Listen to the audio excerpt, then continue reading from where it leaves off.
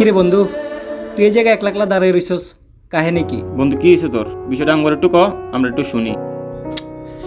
খুব টেনশনের ভিতরে আছি রে। দেশের ভিতরে কোনো নারী নিরাপদে নাই।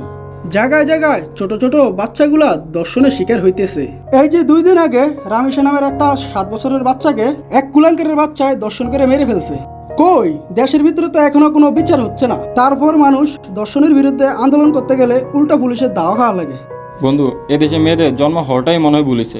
আমরা বন্ধু আন্দোলনই করতে পারি, চিল্লাচিল্লি করতে পারি, কিন্তু আমরা কখনো এইসবের কোনো বিচার পাই না। এই যে হাদি হত্যার বিচার আমরা আজ পর্যন্ত পাইছি, তারপর অতীতে যারা দর্শনের শিকার হয়েছে যেসব বাচ্চারা, তারা বিচার পাইছে? পায় না। এই যে রামেশা নামের মেয়েটা কয়দিন আগে দর্শন হয়েছে, সেও বিচার পাবে না। কয়দিন মানুষের নিউজ ফিডে থাকবে, তারপরে হঠাৎ করে হারিয়ে যাবে হাদি হত্যার মতো। বন্ধু, এসব বিষয় শোনার পর নিজে খুব টেনশনে আছি।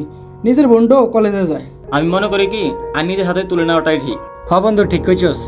যে দেশে পুলিশই কোনো বিচার করতে পারে না, ওই দেশে পুলিশের হাতে আমি মনে করি কি এসব দর্শনকারীদের দেওয়া ঠিক না। তারা জনতার হাতে তুলে দিবে, জনতাই জনতার বিচার করবে। হ্যাঁ বন্ধু, ঠিক বলছস। বাংলাদেশের সকল মা বোনদেরকে বলতেছি, আপনারা সকলে একটু সেফ থাকবেন, ঠিক আছে? কারণ আমাদের দেশের আইন কানুন নিয়ম কানুন ততটা ভালো না। আর দর্শনকারীকে বলতেছি, তুই আগে তোর মা বোনকে দিয়ে শুরু করবি, শালা অবিহিত বাচ্চা।